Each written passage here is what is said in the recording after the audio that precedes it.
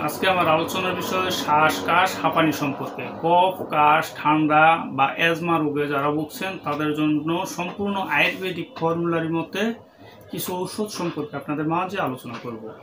মূলত অ্যাজমা রোগীদের কফ বুকে অল্প পরিমাণে জমে থাকে, অত্যাধিক পরিমাণে শ্বাসকষ্ট দেখা দেয় এবং কফ বের হয় না। সিরে সিরে অল্প পরিমাণে কফ বের হলে আরাম লাগে, আর রুগীর সামন থেকে এভাবে ঝুঁকে পড়ে এবং কাশতে কাশতে যেমন দম বন্ধ হয়ে যায় এমন ভাব সৃষ্টি হয়। সেক্ষেত্রে অত্যন্ত কার্যকরী সম্পূর্ণ ন্যাচারাল পদ্ধতিতে সম্পূর্ণ আয়ুর্বেদিক ফর্মুলার মতে 3টি ঔষধ সম্পর্কে আপনাদের মাঝে আমি আলোচনা করব।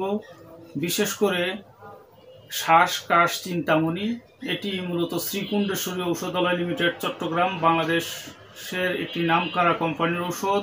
এটি শ্বাস কাশ চিন্তামণি এটি ব্রঙ্কাইটিস বা ব্রঙ্কিয়াল অ্যাজমা মানে শ্বাসকষ্ট দূর করতে সক্ষম। যাদের কফ ভিতরে কফ জমে গেছে, কফের কারণে শ্বাস নালী বন্ধ হয়ে যাওয়ার উপক্রম, তাদের ক্ষেত্রে অত্যন্ত কার্যকরী এটি। এর পাশাপাশি আরও 2টি ঔষধ, যেমন এটি আছে অ্যাক্রোবা সিরাপ।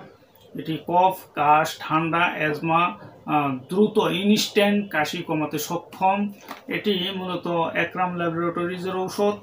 এটি কাশি এবং হাঁপানিতে ফলপ্রসূ, আর মূলত এটি অত্যন্ত কার্যকরী। আমি দীর্ঘদিন যাবৎ পেশেন্টদেরকে দিয়ে আসছি।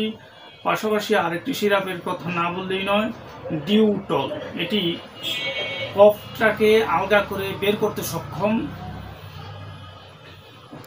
এটি দিদার ল্যাবরেটরিজের ঔষধ, আয়ুর্বেদিক। এই 3টি ঔষধ একত্রে সেবন করলে কাশি কমাতে সক্ষম ইনশাআল্লাহ। আমার ভিডিওটি যদি আপনাদের ভালো লাগে লাইক কমেন্ট শেয়ার করবেন এবং সাবস্ক্রাইব করবেন। আমার জন্য দোয়া করবেন। আল্লাহ হাফেজ।